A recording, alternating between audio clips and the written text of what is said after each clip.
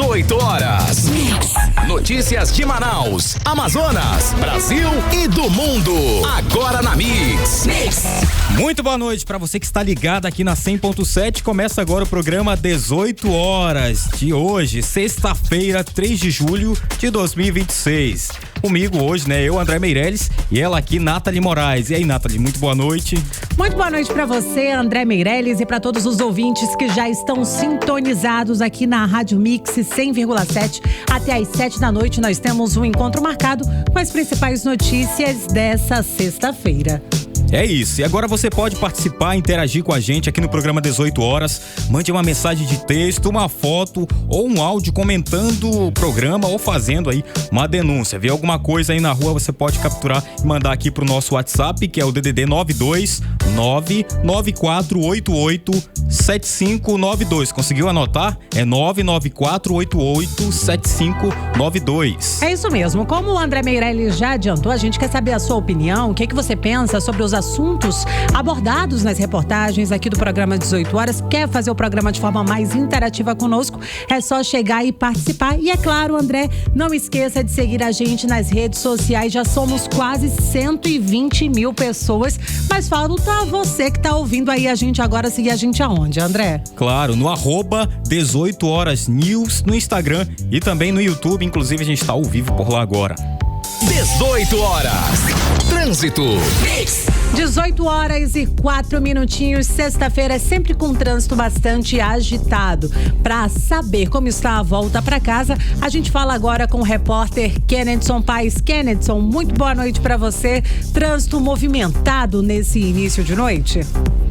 Oi, Nathalie Moraes, muito boa noite para você, para o André Meirelles, para todos que acompanham aqui a nossa programação na 100.7 FM. Eu estou agora, Nathalie Moraes, aqui na Avenida Humberto Calderaro, já quase de quem está saindo da Avenida Boulevard Álvaro Maia e está seguindo pelo Humberto Calderaro em sentido à Zona Leste, Zona Norte, Zona Centro-Sul. Nessa área por aqui, Nathalie, o trânsito, nesse momento em que o semáforo está aberto para quem está seguindo pela Humberto Calderaro, está bastante tranquilo. Só que já tem aquela leve retenção, né? Nesse horário agora aqui de Manaus, a gente percebe que o trânsito fica um pouco mais congestionado aqui, 6 horas e 5 minutos. O trânsito está um pouco mais lento aqui nesse período, bem próximo ao check-up, aquele hospital aqui desta área da zona sul de Manaus. Nas demais vias, segundo o Centro de Cooperação da cidade, as imagens mostradas por eles, já dá para revelar que o trânsito está fluindo normalmente pela Avenida Altasmirim, Avenida Djalma Batista. Nesses sentidos, o trânsito ele tende a ser um pouco mais fluido nesse momento. Aqui na Humberto Calderaro começa a ficar um pouco mais tenso, mas daqui a pouquinho eu volto para trazer mais detalhes de outros pontos da nossa capital. Nathalie e André Meirelles, volto com vocês. Mix. Vamos agora aos destaques de hoje.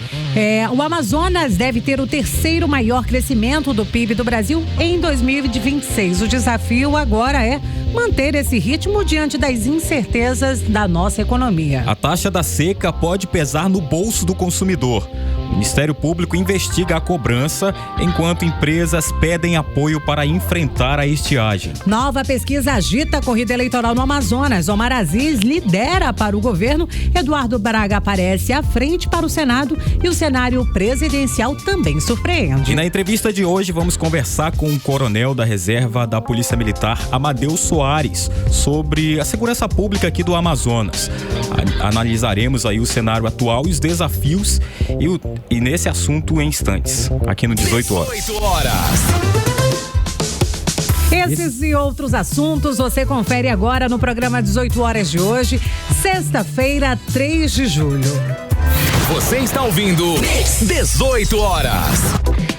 André Meirelles e ouvintes do programa 18 horas, a gente começa falando de economia. Afinal de contas, a nossa economia deu um sinal positivo para o nosso estado. Depois de uma semana ali marcada por debate sobre os desafios da Zona Franca de Manaus, um novo estudo aponta que o Amazonas deve continuar entre as economias que mais crescem no Brasil. Um levantamento do Departamento Econômico do Santander coloca o Amazonas como o terceiro estado com maior crescimento do PIB agora em 2026. 2023.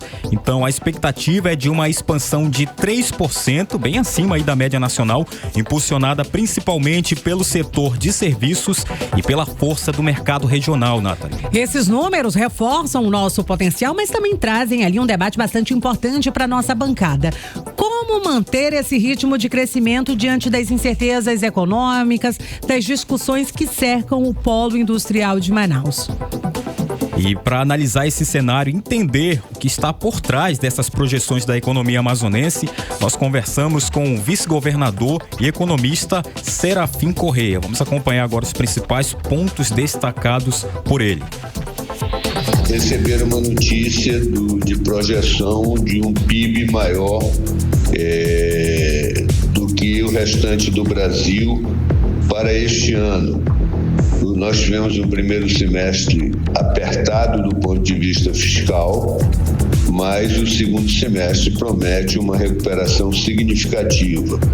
Em relação ao PIB, essa manifestação do Banco Santander, que é um dos principais bancos que operam no Brasil, nós vemos com muita satisfação e continuar no trabalho de tentativa de melhorar os nossos índices, de atrair novos empreendimentos, porque exatamente é o setor industrial que vem puxando esse crescimento. 18 horas. André Meirelles e ouvintes do programa 18 horas, então, para ajudar a entender o impacto desses números na prática, nós também conversamos com a doutora em economia e professora da Universidade Federal do Amazonas, Michele Aracati. Ela analisou as projeções e explicou quais são os fatores que acabam sustentando esse avanço e quais os gargalos ainda precisamos enfrentar aqui no Amazonas.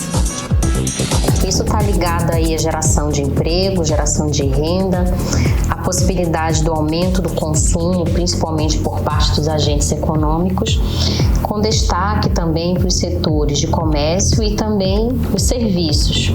E em relação ao aspecto ligado ao investimento, esse otimismo ele também se reveste em muito investimento por parte principalmente da iniciativa privada.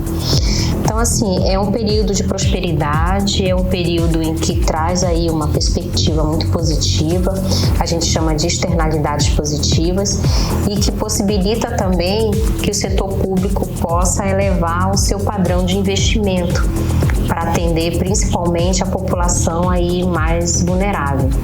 Eu chamo a atenção também para as observações ligadas aí à questão tributária. Então, a reforma tributária garantiu também uma expectativa de investimento quando nós falamos aí da indústria. Então, o setor industrial também tem uma perspectiva muito positiva. 18 horas. André, assim como bem explicou a nossa especialista, a economia do Amazonas realmente mostra ali movimentos diferentes em cada setor, enquanto o agronegócio deve passar ali por um período de estabilidade depois de ter tido um forte salto no ano passado. Mas a nossa indústria, o nosso polo industrial segue firme como o grande motor de expansão da nossa economia. E de acordo com o estudo, a indústria amazonense deve crescer na casa dos 3,5% ao ano em 2026 e também no ano que vem, agora em 2027. É um patamar acima aí da média nacional, que reforça o peso e a importância estratégica do nosso polo industrial, Nathalie. Já o agro, que teve um desempenho brilhante em 2025, agora em 2026 acaba apresentando ali uma projeção bem mais discreta, mas a expectativa é de variações moderadas nos próximos anos, acompanhando ali o ritmo e o comportamento do restante do Brasil. Os analistas destacam ainda que, mesmo com acomodações em alguns setores, o Brasil continua crescendo de forma espalhada aí pelas regiões, mas traz o alerta de que existem desafios bem claros e complexos pela frente. Entre eles, fatores climáticos, como a possível influência ali do fenômeno El Niño, que na nossa região, além das oscilações do mercado internacional que mexem diretamente com o ritmo de produção e também de exportação. E o grande desafio agora não é apenas acelerar ali o passo ou crescer rápido, mas sim garantir estabilidade para as empresas diante de um cenário global complexo e muito sensível aí a choques externos. E é um desenho que com certeza vai exigir muita atenção das nossas lideranças, além de planejamento estratégico e monitoramento constante da nossa economia. Inclusive, André Meirelles, agora há pouco nas redes sociais, o senador Eduardo Braga, do MDB, comemorou a decisão da Justiça Federal que suspendeu os efeitos da nota da Receita Federal que acabava ali restringindo a aplicação da alíquota zero do PIS/COFINS nas operações destinadas à Zona Franca de Manaus. Vamos conferir aí o que disse o senador Eduardo Braga. Ganhamos na justiça. De novo, suspendemos os efeitos de qualquer decisão que tire 1 milímetro do direito da Zona Franca de Manaus conquistado na Constituição da República e nas leis federais. Mais uma vez, a Justiça Federal garante à Zona Franca de Manaus a manutenção das vantagens comparativas estabelecidas pela Constituição brasileira. 18 horas. E olha só, a gente segue aqui falando do fenômeno El Niño, pois em meio à previsão de uma nova estiagem severa na Amazônia, o Ministério Público Federal acendeu o sinal de alerta para evitar que a chamada taxa da seca vire aí mais um peso no bolso da população. O órgão investiga essa cobrança que pode encarecer ainda mais os produtos que chegam aqui na nossa região. Por outro lado, André Meirelles e ouvintes do 18 horas, o setor da navegação pede ali uma ajuda para enfrentar esse momento tão crítico. As empresas alegam que precisam de apoio governamental para manter todo o abastecimento e não arcarem ali sozinhas com todos os prejuízos causados aí por conta das mudanças climáticas. É sobre esse assunto quem traz todos os detalhes é a repórter Odiné Araújo. Neste início do chamado verão amazônico, o Ministério Público Federal está de olho nas cobranças da chamada taxa da seca no Amazonas. A recomendação é clara: a sobretaxa só pode ser cobrada em situações excepcionais e com comprovação dos custos gerados pela baixa dos rios. O Ministério Público lembra que no Rio Negro a cobrança só deve ocorrer quando o nível das águas chegar a 17 metros e 70 centímetros, ou menos que isso. Hoje, o nível do Rio Negro está em 28 metros e 49 centímetros. Vazou 1 centímetro de ontem para hoje, isso depois de 10 dias de estabilidade. A medida do Ministério Público surge após registros de cobranças que teriam chegado a $5.000 por container, mesmo sem uma seca extrema. Enquanto isso, o setor de navegação já se prepara para a estiagem prevista para esse segundo semestre e pede redução do ICMS sobre o diesel, como explica Madison Nóbrega, que é vice-presidente do Sindarma, que é o Sindicato das Empresas de Navegação Fluvial do Amazonas. Isso vai nos ajudar bastante para enfrentar o El Niño que está vindo aí com força, né? O que acontece no verão? No verão, você tende a fazer um trajeto mais longo. Por quê? Porque você tem que seguir o canal do rio. Você não dá para ter uma distância do ponto A ao ponto B numa linha reta quando o rio fica seco. Você tem que fazer uma espécie de zigue-zague para poder chegar ao destino final. Tem que ir seguindo o curso do rio. Gasta mais combustível, tudo fica mais caro. O desafio é evitar que os custos da crise climática sejam repassados mais uma vez para quem depende dos rios para viver, para trabalhar e para receber produtos do interior do estado, por exemplo. Odiné Araújo para o 18 horas. Você está ouvindo 18 horas. 18 horas e 17 minutinhos. André Meirelles, um incêndio acabou mobilizando o corpo de bombeiros e assustou os moradores no bairro Dom Pedro, zona centro-oeste de Manaus. Inclusive, as chamas atingiram um apartamento na noite de ontem, ali gerando uma grande movimentação em todo o entorno ali daquele condomínio. Essa ocorrência terminou em uma cena ali que acabou gerando uma forte comoção. Isso porque o animal, o cachorrinho de estimação daquela família que foi resgatado, acabou não resistindo. Ele chegou a ser reanimado, mas infelizmente, esse animalzinho realmente não conseguiu sobreviver a toda essa tragédia. Inclusive, o André Meirelles mesmo preparou uma reportagem sobre esse assunto. Vamos conferir. Um incêndio atingiu um apartamento no 10º andar do condomínio Solar dos Franceses, no bairro Dom Pedro, em Manaus, na noite desta quinta-feira, 2 de julho. Não houve vítimas fatais humanas, mas um cão foi encontrado sem vida no apartamento onde o fogo começou. Os bombeiros tentaram reanimar o animal, mas sem sucesso. 20 militares e 7 viaturas do Corpo de Bombeiros Militar do Amazonas atuaram na ocorrência. As guarnições utilizaram a rede de hidrantes do próprio condomínio, com cerca de 200 litros de água para controlar e extinguir as chamas. Um drone com câmera infravermelha também foi usado para identificar possíveis focos em outros apartamentos, mas nenhum foi encontrado. 2 gatos e uma moradora que estavam no mesmo andar foram resgatados com vida. 8 vizinhos e populares que realizaram um combate inicial e inalaram fumaça receberam atendimento pré-hospitalar no local e foram liberados. Já os proprietários do imóvel, que não estavam em casa no momento do incêndio, foram encaminhados a um hospital particular em estado de choque. O aspirante do Corpo de Bombeiros, W. Júnior, deu detalhes da atuação da equipe durante e depois do incêndio. E após a finalização da ocorrência, foi feita novamente a varredura em todos os apartamentos do 10º andar, 11º andar e 12º andar. Foi apenas encontrado 2 gatos e uma pessoa que estava em boas condições de saúde. Após isso, foi feita toda a verificação do prédio e o prédio foi liberado. Quando nossas equipes estão fazendo as buscas no 11º andar, o apartamento que foi sinistrado, foi encontrado um cachorro, um animal ainda com vida. Esse animal rapidamente foi levado à nossa unidade de resgate, que tentou fazer a reanimação do cachorro por vários minutos. Infelizmente não foi possível salvar esse animal. Depois da extinção do fogo, os bombeiros realizaram os procedimentos de rescaldo e ventilação do ambiente. O condomínio foi liberado com algumas recomendações à administração.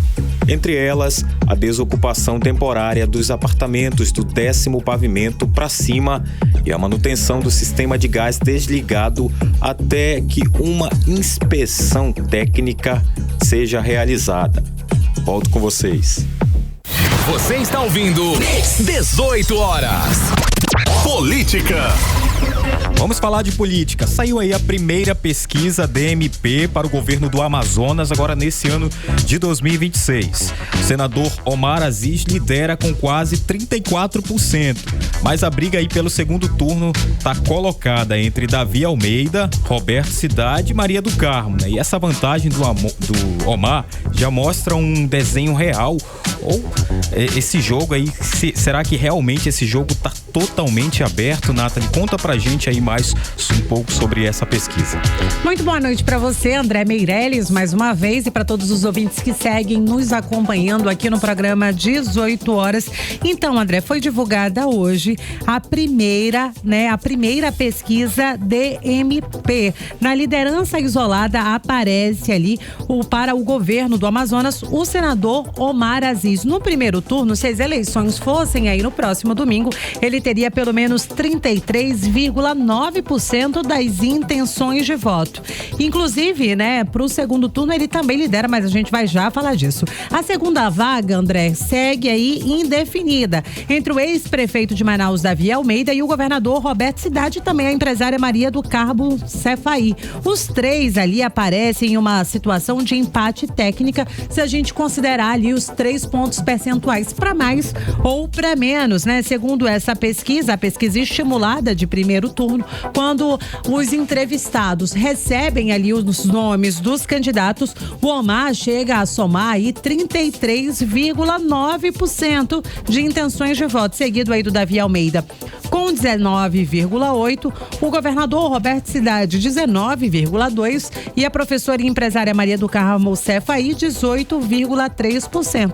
também apareceram aí, né, nomes novos nessa sondagem eleitoral, como o Gilberto Vasconcelos, do PSOL, que acumula aí 1,2% das intenções de voto, além do Isael Muduruku, com 1,1% dos votos. Já os brancos e nulos, eles chegam a somar aí 3,8% das intenções de voto, né? O levantamento também mostrou, André, 3 simulações de segundo turno, com a vitória, inclusive, do senador Omar Aziz em todos eles.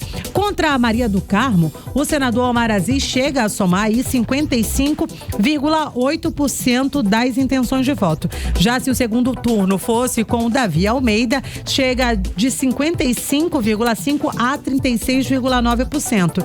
Já em relação a Roberto Cidade e Omar Aziz, né? Omar Aziz chega a alcançar 58,3% das intenções de voto contra 33,3% de Roberto Cidade. Ou seja, né, André, acaba realmente consolidando ali esses números, que não é diferente das últimas pesquisas que a gente tem divulgado aqui no programa 18 horas. Eu acho que dessa vez ele conseguiu mostrar uma distância ainda maior dos demais candidatos. Roberto Cidade tem tido essa crescente, assim como o Davi Almeida. O que os números têm mostrado pra gente que a professora e empresária Maria do Carmo tem se distanciado nos últimos dias, mas é claro que a gente vai continuar acompanhando. Inclusive, André, essa mesma política, né, saiu ali a situação do Senado. Inclusive, o senador Eduardo Braga segue na frente, seguido ali pelo capitão Alberto Neto, mas quem traz pra gente esses detalhes é o Kennedson. Tá conectado com a gente, Ken?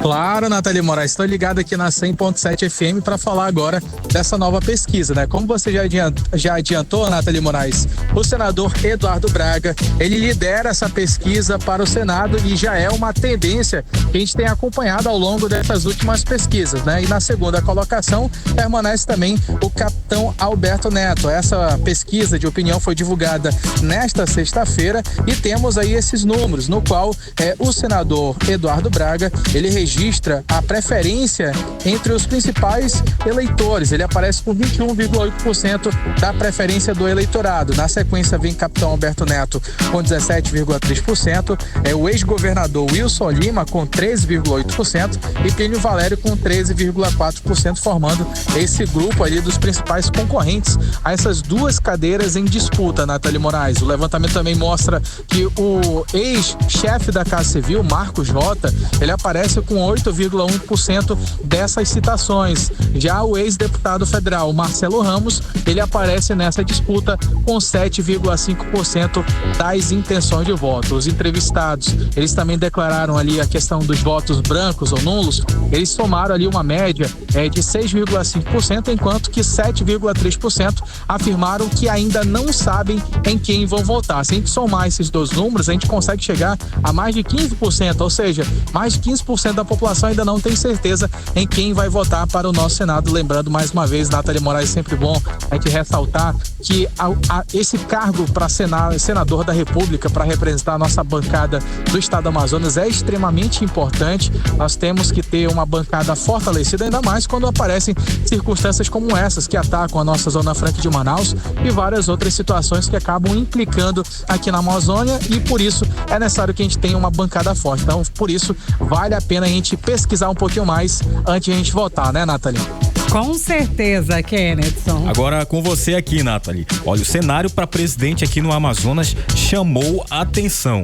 Isso porque o estado que vinha votando mais à direita agora bota o Lula na liderança com mais de 12 pontos de vantagem sobre Flávio Bolsonaro. O que explica então, Nathalie, essa virada dos eleitores amazonenses? Eu acho que o Kennedson Paz continua ligado aqui, né, sintonizado, conectado aqui com a gente, e não é de hoje, né, Kennedson, que a gente está divulgando aqui no programa esse racha no PL, não somente aqui no nosso estado, mas como no PL como um todo.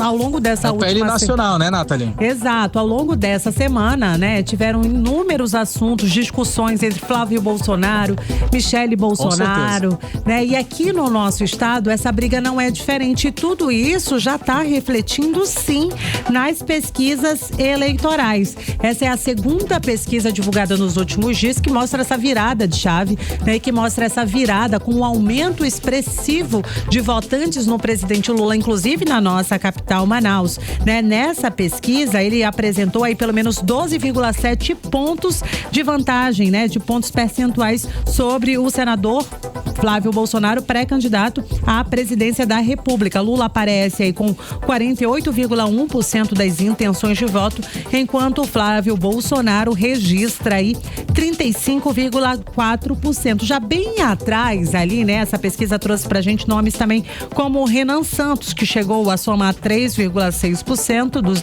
das intenções de votos, Augusto Cury com 2,3% e Ronaldo Caiado com 1,8%. Quem também pontuou foi o Joaquim Barbosa, que chegou a 1,5%, e o Romeu Zema a 1,3%. Já os brancos e nulos somam aí 1,8% de intenções de voto. Ou seja, né, se as eleições fossem no próximo domingo para o eleitor amazonense, o presidente Lula continua aí ao comando do Brasil. Mas assim, Kennethson, a gente estava falando dessas questões, desses rachas no PL, inclusive lá em Brasília, a Michele Bolsonaro avisou ao PL que ela não vai mais disputar uma vaga no Senado, é isso? Exatamente, Nathalie Moraes, essa relação, né, familiar que acabou sendo levada para o ambiente político, Nathalie, tem prejudicado em muito a direita no Brasil. E isso daí não é apenas um cenário, Nathalie, que a gente fala sobre as candidaturas individuais. A gente está falando da candidatura do senador Flávio Bolsonaro, que é o principal candidato da direita na disputa contra o presidente Lula, enfraquece a candidatura dele, enfraquece aquela possível candidatura da Michele Bolsonaro, esposa do ex-presidente Jair Bolsonaro, ela que estava vindo com até chegou a ter o nome dela sido ventilado, Nathalie Moraes, para ser possível pré-candidata à presidência da República. Em alguns momentos, até chegaram a cogitar essa possibilidade, até as próprias pesquisas, se eu não me engano, Real Time Big Data, chegou até a colocar Michele Bolsonaro nessas pesquisas de há 2 meses atrás, que ela estava no páreo contra o presidente da República, sendo que a Michele Bolsonaro não tinha nenhum cargo público, mas ela tinha o cargo de presidente do PL Mulher, e essa vaga era muito essencial, Nathalie, porque era uma ideia de fortalecimento das mulheres na política no Brasil. Então a Michele era a cara do PL Mulher, que tentava incentivar outras mulheres a participarem das campanhas eleitorais por diversos estados brasileiros, inclusive aqui no estado do Amazonas. A professora Maria do Carmo, pré-candidata ao governo do estado do Amazonas, tem uma ligação muito forte com a Michele Bolsonaro. Até houve, durante uma agenda aqui no nosso estado, uma tentativa de comunicação entre Maria do Carmo e Michele Bolsonaro, que acabou sendo divulgado como um possível vácuo durante essa agenda, mas o fato é que isso tem complicado diversas candidaturas espalhadas pelo Brasil. Agora, para a gente entender como essa situação está complicada, Nathalie, finalizando aqui a minha participação, tá tão complicado que até o próprio presidente Valdemar da Costa Neto disse que a vaga de presidente do PL Mulher não será decidida nesse primeiro momento, vai ficar em aberto, e aí nas zonas estaduais, cada presidente mulher vai poder tomar as decisões de forma estadual, ali naquele seu estado, mas a nível nacional ainda não temos uma definição da futura presidente que vai ocupar essa vaga apenas depois de outubro, palavras do próprio Valdemar da Costa Neto. O fato é que tem muita treta, Nathalie Moraes, a gente vai acompanhar e trazer todos os detalhes aqui também, André Meirelles. Muito obrigada pelas informações, Kennethson Paes. Esse foi o nosso quadro de política dessa sexta-feira, comigo, Nathalie Moraes, e com ele, Kennethson Paes. Você está ouvindo 18 horas. 18h30. André Meirelles, uma mudança importante. Afinal de contas, a Assembleia Legislativa do Amazonas aprovou uma mudança na bandeira do estado para incluir 62 estrelas. Eu confesso para você, André, que eu não sabia que a nossa bandeira não tinha as estrelas que representassem ali todos os municípios do Amazonas. Mas essa medida chegou realmente para trazer isso aí, né? E acendeu, é claro, um debate jurídico por conta de toda essa situação. Inclusive, a organização, né, a Ordem dos Advogados do Brasil, Seccional Amazonas, informou que está analisando aí se isso é constitucional ou não, se essa proposta realmente pode passar. Bom, Nathalie, o curioso é que o foco da ordem é para avaliar se a Assembleia tem competência legal para prever a atualização automática de símbolos oficiais toda vez que um município for criado ou extinto. Como você falou, né, da OAB aqui do Amazonas, ela deve emitir um parecer técnico sobre a legalidade da nova regra, isso agora nos próximos dias. 18 horas. E a Câmara dos Deputados aprovou o pedido de urgência para o projeto que acaba endurecendo ali a punição para crimes de misoginia. Com isso, a proposta pode ser votada diretamente no plenário sem passar pelas comissões da casa. Esse texto prevê a inclusão aí da misoginia na lei do racismo. Se for aprovado, o crime de injúria à misoginia passará ali a ter pena de 2 a 5 anos de reclusão, além do pagamento de multa. Você está ouvindo 18 horas. A criminalidade e os desafios da segurança pública são as pautas da entrevista de logo mais com o coronel da reserva da Polícia Militar, Amadeu Soares, que vai estar ao vivo daqui a pouquinho com a gente para analisar esse cenário atual e apontar aí possíveis soluções. 18 horas. Trânsito. 18h32 e nós voltamos a falar ao vivo com o repórter Kennedson Paes, que está nas ruas aqui da nossa capital. Então, Ken, o trânsito deu aquela acalmada? Os motoristas podem voltar para casa já com tranquilidade ou continua pesado o trânsito nessa noite de sexta-feira? Olá, Nathalie Moraes, muito boa noite novamente para você. Boa noite a todos os nossos ouvintes aqui da 100.7 FM. Nathalie Moraes, eu tenho as imagens agora do Centro de Cooperação da cidade, que elas mostram que o trânsito está bastante congestionado entre as principais vias nesse momento. Quais são elas? A Avenida Constantino Nery, geralmente nesse horário o trânsito fica um pouco mais congestionado e pelas imagens a gente consegue ver que já está bastante carregado ali. A Avenida de Djalma Batista também tem um fluxo um pouco mais intenso nesse momento, Nathalie. E também na Avenida Altaz Mirim, sentido Zona Leste de Manaus. Ou seja, quem está indo pela Zona Norte, indo para a Zona Oeste de Manaus, pela Constantino, de Djalma Batista, enfrenta essa dificuldade por essas principais duas vias. Já quem está seguindo em direção à Zona Leste de Manaus, pela Avenida Altaz Mirim, vai conseguir também, vai pegar, na realidade, um trânsito um pouco mais congestionado pela Avenida Altaz Mirim, bem próximo ali, Avenida Beira Rio, naquela região do bairro Coroado. Então, aquele é o trecho um pouco mais congestionado e a tendência é de que depois ali da entrada do Coroado, o fluxo de veículos ele melhore um pouco. É claro que a gente vai seguir monitorando o trânsito e os detalhes eu trago logo mais aqui no 18 horas. Mix. Vamos saber agora a previsão do tempo com Odineia Araújo para hoje, para amanhã. Boa noite, Odineia. Previsão do tempo. A noite dessa sexta-feira será de tempo abafado em Manaus, com muitas nuvens e possibilidade de pancadas isoladas de chuva. A temperatura deve ficar em torno dos 25 graus, enquanto a umidade do ar permanece elevada, aumentando a sensação de calor. No sábado e domingo, o sol aparece entre nuvens, mas o calor continua intenso, com máximas entre 33 e 34 graus. Ao longo dos 2 dias, a combinação de calor e umidade favorece a formação de pancadas de chuva, principalmente entre o fim da tarde e a noite, acompanhadas de rajadas de vento e trovoadas em alguns pontos da cidade. O Instituto Nacional de Meteorologia mantém alerta amarelo para chuvas intensas, com previsão de acumulados de até 50 milímetros por dia e ventos entre 40 e 60 quilômetros por hora. A orientação é evitar áreas alagadas, não se abrigar debaixo de árvores durante as rajadas de vento e redobrar a atenção no trânsito, hein? Já que a chuva pode reduzir a visibilidade e deixar as vias escorregadias, né? Volto com vocês. 18 horas. Entrevista do dia. 18h35. André Meirelles e ouvintes do programa 18 horas, eu tenho certeza que a segurança pública segue ali sendo uma das maiores preocupações para quem está ouvindo o nosso programa agora. Inclusive, nos últimos 8 anos, durante a gestão do ex-governador Wilson Lima, o nosso estado acabou ali enfrentando realmente desafios como o avanço das facções criminosas, crimes violentos e a sensação de insegurança relatada diariamente pela população. Hoje, o ex-governador Wilson Lima destacou dados da Secretaria de Segurança Pública que apontam redução em alguns indicadores de criminalidade durante a sua gestão.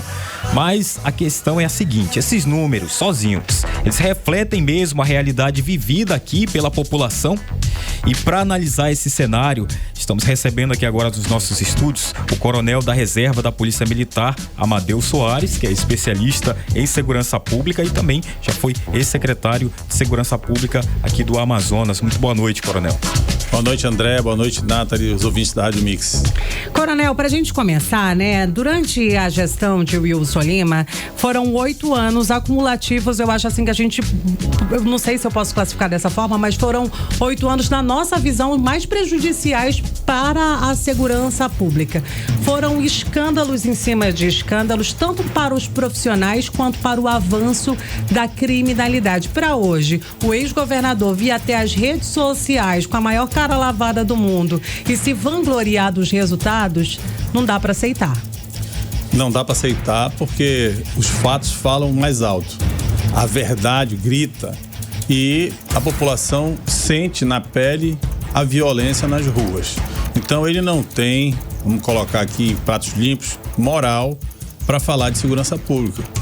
Porque durante os 8 anos que você relatou aí da gestão dele na segurança pública, ele simplesmente foi extremamente complacente com as facções, elas se consolidaram no estado do Amazonas. Ele promoveu a corrupção no seio da segurança pública. Nós tivemos aí policiais envolvidos com roubo de ouro, policiais envolvidos com roubo de drogas, policiais envolvidos até com crimes sexuais. Presos com malas de dinheiro. Presos com malas de dinheiro, fora do estado, enfim. Promovendo atentados à democracia, como foi o caso daquele de Parintins. Aquilo também é uma coisa mal explicada que envolveu profissionais da segurança pública no uso político. Então, se você for fazer uma análise fria, ele praticamente sucateou a segurança pública do estado do Amazonas, não pagou os profissionais e está deixando uma dívida enorme para as próximas gestões. Se isso não bastasse, ele prejudicou o futuro das nossas crianças, colocando a nossa educação como a última no IDEB. E o Tribunal de Contas apura desvios bilionários em recursos da educação. Por que eu estou colocando essa questão? Porque a educação é a porta da esperança. Quando você fecha a porta da esperança, quando você tira dos pais e das crianças a possibilidade dele, pelos seus próprios méritos, vencer na vida, galgando ali o conhecimento, né, podendo passar um concurso público, podendo ganhar um estágio ou um intercâmbio fora do país, ou seja, uma oportunidade de crescer na vida, é através da educação. Então, quando você fecha a porta da educação, você consegue fazer um espremido na vida da pessoa, dizendo assim: olha, eu estou promovendo a insegurança pública, eu não estou te dando possibilidade na educação, e se você adoecer, eu estou te dando a pior saúde do Brasil. Esse é o quadro verdadeiro dos 8 anos dessa desgraça que passou pelo Amazonas, que se chama Wilson Lima. Então, coronel, eu queria que o senhor falasse agora, né, da sua avaliação, quais são os principais impactos negativos para a segurança. A gente já denunciou aqui no programa 18 horas, inclusive o senhor já participou diversas vezes da gente falando da situação do auxílio fardamento, database. Como está a situação dos policiais que vão para a rua aqui no Amazonas? Então, nós assistimos aqui nos quadros anteriores aqui do jornal que o PIB do Amazonas teve um crescimento fora do comum. Como é que você explica tanto dinheiro e tanta dívida, tanto empréstimo e tanta conta a pagar? Pagar o auxílio fardamento é uma obrigação patronal. Isso, nenhum governador deixou um buraco desse lá atrás. Não que a gente tenha conhecimento. Então, quando você não faz o básico, você está deixando de colocar aquela questão no patamar que ela merece. É o caso da segurança pública. O tripé do governo, segurança, educação e saúde, sempre foi tratado com carinho pelos governadores que passaram aqui pelo Amazonas. Com a exceção desse último, que fez o contrário. E o pior, Caribe, para ajustar essa conta vai levar muito tempo. Porque você deixar de pagar, usar o recurso para uma outra finalidade, e aí acusam ele de ter comandado o Estado com 240 e poucos bilhões. 245. 245. Aí a pergunta que o amazonense faz é a seguinte: entregou o quê? Caos na segurança, caos na saúde e a nossa educação como a pior do Brasil. E ainda tem a cara de pau de querer vir candidato ao Senado pelo Estado do Amazonas.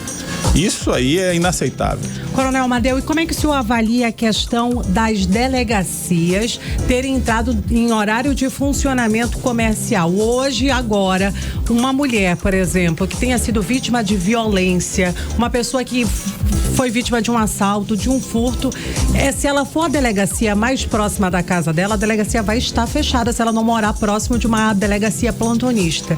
O senhor acredita que essa medida implementada pelo ex-governador Wilson Lima trouxe muitos prejuízos para a nossa segurança? Com certeza traz prejuízos diários à nossa população. Eu vou te explicar por quê. Na educação, se você tem um recurso, você coloca o seu filho numa escola particular. Na saúde, se também você tem recurso, você pode levar o seu ente querido para um hospital particular. Mas na segurança pública, não. A delegacia, ela é a porta da cidadania. É ali que você vai exercer o seu direito de ir atrás de algum prejuízo, de alguma coisa que você se sentiu ofendido ou que você foi aviltado de alguma forma.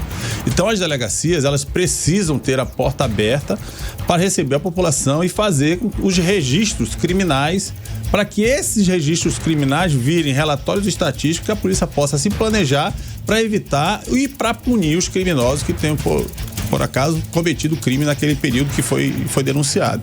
Então a delegacia, ela precisa funcionar, mas para isso ele teria que ter feito concurso público todos os anos, colocando reorganizando os efetivos, não só de delegados, mas de escrivães e de investigadores, para que as investigações possam fluir. E em elas fluindo, as pessoas possam ser processadas e julgadas e punidas. E aí você vê que a democracia, ela se vive na plenitude. Quando você corta isso, você favorece a impunidade, o aumento da criminalidade e esse caos que hoje nós estamos vivenciando na cidade de Manaus e no estado do Amazonas. Agora, coronel, o ex-governador, ele tem destacado a redução de alguns índices de criminalidade, né? E esses números são suficientes, então, esses números que eles estão divulgando, só acho que esses números são suficientes para afirmar que houve uma melhora real aqui na segurança pública, como o senhor falou agora, das polícias, né? Que não funcionam 24 horas, são apenas as centrais de flagrante. Queria que também o senhor destacasse esse ponto das centrais de flagrante. Então, André, você destacou muito bem. Houve redução, mas a segurança pública, o governo do Amazonas não tem nenhum mérito nisso. Não foi nenhuma ação de governo que fez esses indicadores reduzirem. O que nos assusta é que a maior possibilidade dessa redução foi o fato de uma das facções ter se consolidado no estado do Amazonas e não ter mais rival. Entendeu? É o fato de os presídios estarem aí há mais de 4 anos, tudo caladinho. Isso nunca foi bom sinal. Sempre houve sinal de silêncio no presídio, significava sinal de rebelião. Mas, estranhamente, está todo mundo pianinho, todo mundo quieto. E isso é muito estranho e não é normal. Então, eu não atribuo de nenhuma forma nenhum mérito ao governo por esses indicadores. Os indicadores é mais um recuo da facção do que mérito do governo do Amazonas. Para o senhor Coronel Amadeu, né? O senhor já foi secretário de Segurança Pública, atua há muito tempo nessa área aqui no nosso estado. O que faltou nesses últimos anos? Faltou planejamento? Faltou inteligência? Faltou tudo, Karine. Nathalie. Nathalie. Por que eu falo isso? Quem não trabalha com planejamento só planeja o caos. Então, quando ele não definiu claramente um plano de segurança, uma direção que a segurança pública ia seguir, ele começou a fazer determinadas ações que não levavam a lugar nenhum. Anunciou um projeto Amazonas Mais Seguro. Você vai procurar o Amazonas Mais Seguro? Cadê? Não tem nada escrito, não tem dizendo onde está, para onde vai, não tem indicadores e metas definidos, não tem absolutamente nada. Aí ele fala, eu investi em tecnologia. Você investiu só em tecnologia, mas não investiu em pessoal.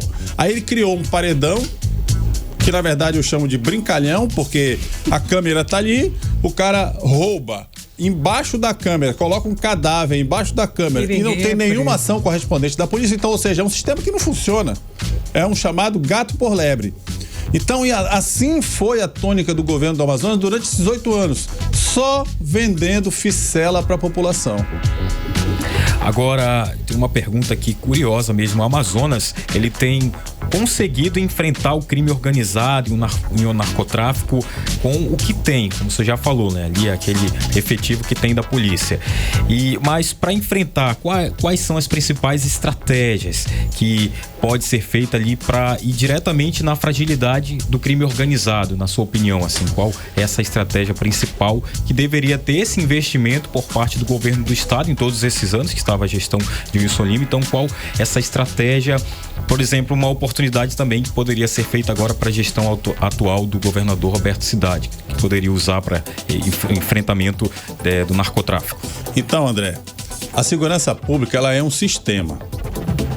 A primeira providência que tinha que ser tomada era o restabelecimento da chamada malha primária, ou seja, aquela polícia que está todo dia no teu bairro, patrulhando, evitando aqueles crimes que são corriqueiros ali, que perturbam o morador. Então essa malha primária, ela precisa ser restabelecida. Sabe por quê? Porque ela inibe, por exemplo, a venda de drogas, ela inibe aquele furto de varal, aquele furto de celular, o próprio roubo de celular, ele enfraquece o varejo para o crime. Quando isso não é feito, o que acontece? Esse varejo fica enviando recursos para a alta criminalidade. E aí eles vão ficando cada vez mais ricos, mais fortes e dobrando a capacidade deles de armamento, de investimento, que é o que está acontecendo hoje.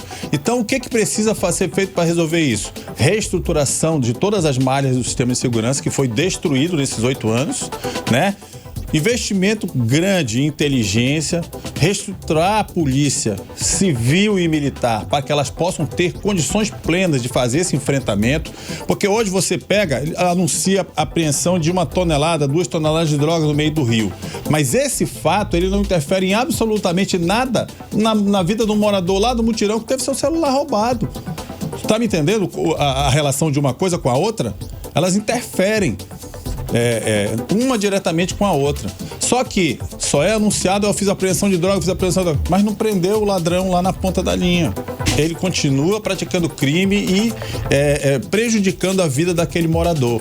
Então essas coisas, elas têm que andar numa sinergia, tem que funcionar. Aqui em cima eu tenho que seguir o caminho do dinheiro e enfraquecer as organizações criminosas nesse sentido, e eu tenho que inibir o ladrão aqui na chamada primeira malha, que é aquela que protege o cidadão, que é aquele policiamento de bairro, que ele fez desaparecer da cidade de Manaus. Coronel, para a gente encerrar, eu queria que o senhor deixasse aí uma mensagem para os nossos ouvintes que estão nos acompanhando agora. O nosso Amazonas, quando a gente pensa em segurança, ainda dá tempo de reverter toda essa situação? Eu sempre digo que dá para reverter. E eu sempre comparo ao nosso vizinho aqui do lado, a Colômbia, que esteve no fundo do poço, com o Pablo Escobar, todos aqueles cartéis, todos de dentro da Colômbia, e eles, numa parceria com o governo americano, eles conseguiram enfraquecer os cartéis e recuperar as cidades que estavam ali tomadas pelos cartéis de droga. Então, Manaus tem sim conserto.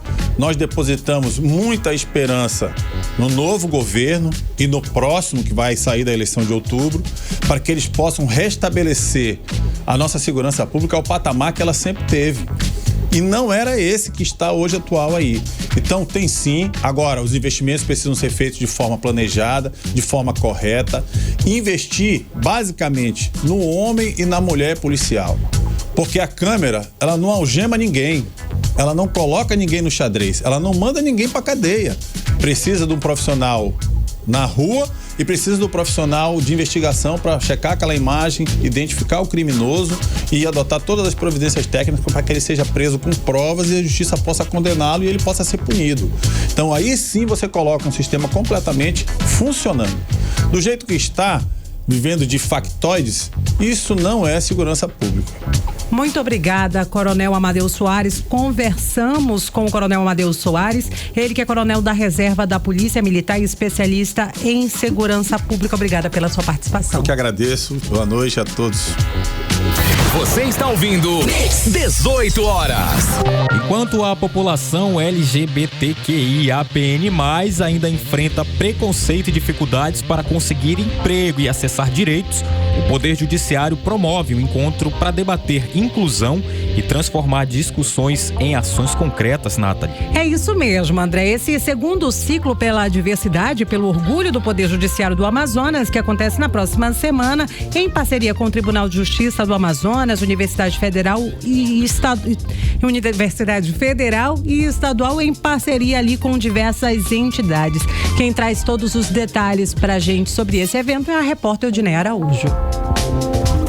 Manaus recebe nos dias 9 e 10 de julho o segundo ciclo pelo orgulho e pela diversidade no Poder Judiciário do Amazonas. O evento reúne magistrados, universidades, advogados e movimentos sociais para discutir um problema que ainda faz parte da realidade: a discriminação e a dificuldade de acesso ao mercado de trabalho para a população LGBTQIAPN+.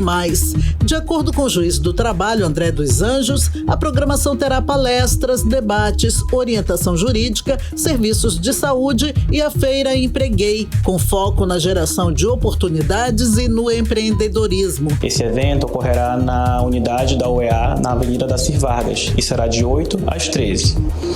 Nele serão proferidas palestras, rodas de conversa sobre o tema diversidade e empregabilidade, bem como serão oferecidos serviços de testagem rápida na parte da saúde e orientação jurídicas e demais serviços. Terá também a exposição da Feira de Empregabilidade e será um evento aberto para toda a sociedade. Então, convidamos a todos a participar, a se inscrever, porque será emitido o certificado de participação com contagem de horas para os acadêmicos de direito que precisarem. Ao final do encontro, será apresentado um manifesto com propostas para fortalecer as políticas de inclusão no sistema de justiça. As inscrições são gratuitas e estão abertas pela Escola da Magistratura do Amazonas no site do Tribunal de Justiça. Volto com vocês. Você está ouvindo 18 horas. 18 horas e 54 minutinhos e por aqui o clima já é de sexto. Afinal de contas, é muita emoção no coração, na estrela, porque o festival foi na semana passada, mas a festa, no ritmo do 2 pra lá e 2 pra cá, continua, porque nesse fim de semana tem festa da vitória do Meu Boi Caprichoso. E quem traz pra gente todos os detalhes dessa agenda cultural, do que tem de programação aqui na nossa capital nesse fim de semana é o André Meirelles. Então, André, quais são os principais destaques desse fim de semana? Quem quiser aproveitar o fim de semana sem gastar nada, tem opções de sobra em Manaus e no interior do estado. As atrações vão de exposições a shows, festas juninas e cultura dos bois bumbais. Começando por hoje, sexta-feira, 3 de julho. O Teatro Guedes Medeiros, no centro, recebe a banda amazonense Depois da Aurora, daqui a pouquinho às 19 horas, com uma proposta inteiramente acústica e desplugada. Logo depois, às 20 horas, o Teatro Amazonas recebe o espetáculo Da Periferia para o Mundo, do coletivo de artistas Plano Perfeito, com 60 artistas em cena abordando o cotidiano da periferia e o poder transformador da arte, ambos com entrada gratuita. Também hoje já está acontecendo o Arraial Chefes da Ponta no estacionamento externo L1 do Shopping Ponta Negra, com entrada gratuita. E o Festival Folclórico do Parque 10 segue até esse domingo no CSU do Parque 10, das 18 horas à meia-noite, também com entrada gratuita. Já amanhã, no sábado, 4 de julho, as atrações se multiplicam. Às 17 horas, o Largo São Sebastião, no Centro Histórico, recebe o evento Vamos Brincar de Boi, da Fundação Rede Amazônica, com apresentações folclóricas e exibição de um mini documentário sobre o Festival de Parintins. A entrada é gratuita e aberta a todas as idades.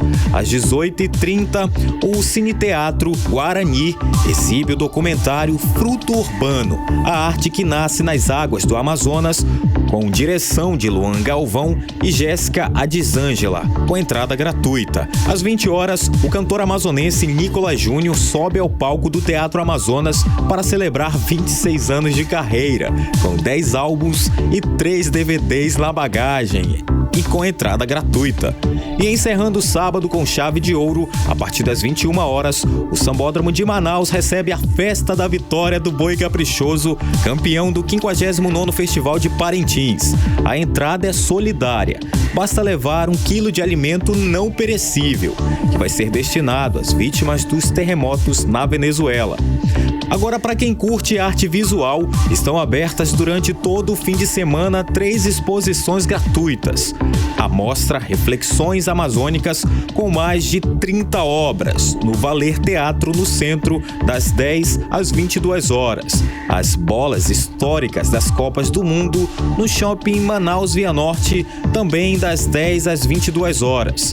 E a exposição Infância Tucano, do artista indígena Iupuri, na Galeria do Largo, das 15 às 20 horas. Então tá aí, tem atração para todo o público e todas as idades. Volto com vocês. 18 horas, esporte. E aí, agora estamos naquele clima de mata-mata, Nathalie. 8ª de final na Copa do Mundo e cada jogo vale uma vida e o favoritismo muda mais rápido do que a bola na área. E o Brasil segue firme na briga pelo Hexa depois da classificação contra o Japão. A seleção continua viva, mas as probabilidades acabam ali oscilando jogo após jogo, resultado após resultado. Nesse momento, a nossa seleção brasileira aparece ali com 5,9% de chances de conquistar o título. Será que ele vem, André? Com certeza. E tem boa notícia aqui pro torcedor brasileiro. Carlo Ancelotti garantiu que Neymar está 100% recuperado e pronto para jogar aí agora essa partida inteira com a camisa da seleção verde e amarela, hein? Será que agora vem? Pois é, André. O treinador também fez questão ali de destacar a postura do camisa 10. Diz que Neymar não pediu para entrar em campo, mas tem demonstrando dia a dia que ele quer estar assim entre os titulares. E o Ancelotti foi claro: jogador de seleção não pode se acomodar no banco de reservas. Então tá deixando a gente sonhar, hein, Ancelotti? E o Mister também chamou a atenção por outro motivo. Mesmo com toda a tecnologia à disposição, Ancelotti continua fiel à boa e velha ali prancheta, né, durante os jogos, e ele usa o quadro magnético para passar as orientações ali aos jogadores. 18 horas. Trânsito. 18 horas e 58 minutinhos. O nosso programa já está quase no fim, mas dá tempo ainda de saber como é que está a volta para casa com ele, Kennedson Paes, que traz pra gente mais informações sobre o trânsito. Olá, Nathalie Moraes, muito boa noite novamente para você. Boa noite a todos que acompanham aqui nossa programação na 100.7 FM. Nathalie Moraes, agora as imagens do Centro de Cooperação da cidade mostram um trânsito bastante carregado pela Avenida Altasmirim, no sentido centro-bairro, em direção ao bairro Jorge Teixeira, bem próximo àquele cruzamento ali da feira do bairro Coroado, local onde está nesse momento bastante congestionado. Agora na Avenida Altasmirim, ali esquina com a Rua Penetração, também dá para visualizar esse cenário no qual a gente consegue perceber que bem próximo ali à Arena Carlos Amit, ou Estádio Carlos Amit, também tem uma retenção de trânsito bastante intensa naquela região. Agora, para quem vai no sentido Zona Oeste, Centro-Oeste de Manaus, pegando a Avenida Constantino Neri, o trânsito ele está um pouco mais fluindo melhor, um pouco mais, só que a questão é que bem próximo à universidade, ali naquela parte próxima ao shopping, o trânsito fica um pouco mais lento. Agora tem um detalhe para esse final de semana, porque a Prefeitura de Manaus preparou um esquema especial de trânsito por causa de 2 grandes corridas que vão acontecer agora na zona oeste da nossa capital. A primeira é a Santander Night Run, que vai acontecer lá na Avenida Altaz Mirim, e também teremos no domingo uma corrida, a Compensa pela Paz. As equipes do Instituto Municipal de Mobilidade Urbana estarão nesses locais para poder orientar os motoristas sobre essas mudanças no trânsito. Nathalie. Vamos agora direto para o Editorial 18 horas. Editorial 18 horas. O Tribunal Superior Eleitoral decidiu manter os limites de gastos de campanha para as eleições de 2026 dos mesmos patamares de 2022. Ao sancionar a Lei de Diretrizes Orçamentárias, o presidente da República também vetou o reajuste do fundo partidário e manteve o fundo eleitoral na marca dos 4,9 bilhões de reais. Na prática, as siglas vão ter menos dinheiro disponível para financiar suas candidaturas nessa eleição. A decisão do TSE traz um ponto positivo. Se o teto de gastos subisse, os candidatos que já têm mandato poderiam exigir fatias maiores dos partidos. Isso acabaria sufocando os recursos destinados a novos candidatos e, principalmente, aqueles que dependem das políticas de cotas de inclusão. Portanto, a manutenção dos valores ajuda a equilibrar o jogo e traz estabilidade à disputa. De qualquer forma, 4,9 bilhões de reais continua sendo uma quantia gigantesca nas mãos dos partidos e dinheiro público que sai do bolso de cada cidadão contribuinte. Por isso, exige-se o mínimo, o máximo de transparência no uso desses recursos, garantindo que eles cheguem a todos os candidatos e não fiquem restritos apenas aos favoritos das cúpulas partidárias. 18 horas. 19 horas e 2 minutinhos, a gente fica por aqui. Um ótimo fim de semana para você que estava sintonizado com a gente até agora. Na próxima segunda-feira a gente volta a se encontrar. Muito boa noite, bom fim de semana, André Meirelles. Igualmente, Nathalie, boa noite e até segunda-feira. Tchau. Você ouviu 18 horas.